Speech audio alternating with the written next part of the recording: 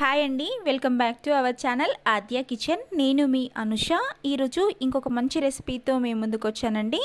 ఈరోజు మనం చూడబోయే రెసిపీ వచ్చేసి బాలామృతం పిండితో కాజు బిస్కెట్స్. చాలా పర్ఫెక్ట్గా, చాలా క్రంచీగా, చాలా బాగుంటాయి అన్నమాట. ఇక లేట్ చేయకుండా ఈ బిస్కెట్స్ని ఎలా ప్రిపేర్ చేసుకోవాలో వీడియోలోకి వెళ్ళి చూసేయండి. ముందుగా ఒక మిక్సీ జార్ తీసుకొని అందులో బాలామృతం పిండిని వేసుకోవాలండి. ఎందుకంటే బాలామృతం పిండి బరకగా ఉంటుంది కాబట్టి మిక్సీ పట్టుకోవడం కంపల్సరీ. ఇందులో 2 కప్పుల బాలామృతం పిండిని వేసుకొని 2 స్పూన్ల షుగర్ని వేసుకుంటున్నాను. ఈ బాలామృతం పిండిలో ఆల్రెడీ చక్కెర ఉంటుంది కాబట్టి 2 స్పూన్లు వేసుకుంటే సరిపోతుంది. ఇందులోనే ఒక ఇలాచీని కూడా వేసుకొని మెత్తగా బ్లెండ్ చేసుకోవాలండి. ఎంత వీలైతే అంత మెత్తగా బ్లెండ్ చేసుకోండి. చూసారు కదా, పిండిలాగా రావాలి. ఇలా అయ్యేంత వరకు బ్లెండ్ చేసుకోండి.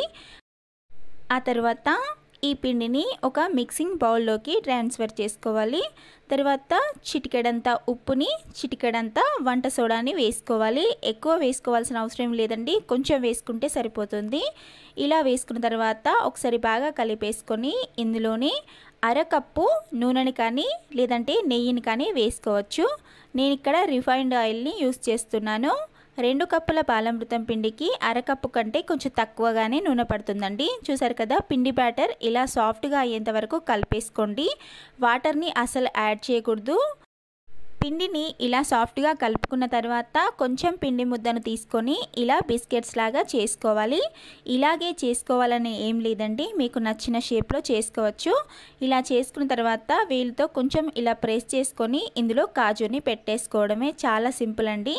మిగిలిన పిండిని కూడా ఇలాగే చేసేసుకోవాలి. చూసారు కదా, చూడటానికి ఎంత పర్ఫెక్ట్గా, ఎంత బాగుందో. మిగిలిన పిండిని కూడా ఇలాగే చేసేసుకోవాలండి. ఇలా చేసుకున్న తర్వాత నూనె రాసిన ప్లేట్లో ఉంచేసుకోవాలి. ప్లేట్కి నూనె రాయడం వల్ల బేక్ చేసినప్పుడు అంటుకుపోకుండా పర్ఫెక్ట్గా వచ్చేస్తాయి. ఆ తర్వాత ఒక కడాయిని పెట్టేసుకొని అందులో ఉప్పును పోసేసుకోవాలి. తర్వాత ఏదైనా ఒక స్టాండ్ని పెట్టేసుకొని ముందుగా ప్రీహీట్ చేసుకోండి. ఒక 5 నిమిషాలు ప్రీహీట్ చేసుకుంటే సరిపోతుంది. తర్వాత ఈ బౌల్ని అందులో పెట్టేసుకోవడమే.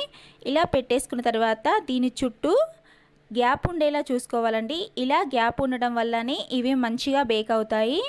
చూసారు కదా, ఒక 15 నుండి 20 నిమిషాల పాటు బేక్ చేసుకున్నారంటే సరిపోతుంది.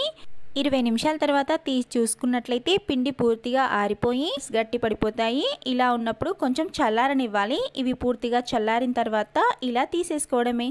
అంతే అండి, బిస్కెట్స్ పర్ఫెక్ట్గా వచ్చేసాయి. చూస్తుంటేనే తెలుస్తుంది కదండి ఎంత పర్ఫెక్ట్గా వచ్చేసాయి అనేది. వీటిని మీరు తప్పకుండా ట్రై చేయవలసిందేనండి. ఈ బిస్కెట్స్ క్రంచీగా చాలా టేస్టీగా ఉంటాయండి. వీటిని మీరు తప్పకుండా ట్రై చేయండి. మీకు ఎలా వచ్చాయి అనేది కామెంట్ చేయండి. నేను ఈ బాలామృతం పిండితో ఇంకా చాలా వెరైటీస్ చేశాను. వాటి లింక్స్ని డిస్క్రిప్షన్ బాక్స్లో ఇంకా కామెంట్ సెక్షన్లో షేర్ చేస్తాను. ఒకసారి వాటిని చెక్ చేయండి. మీకు కనుక నచ్చినట్లయితే తప్పకుండా ట్రై చేయండి.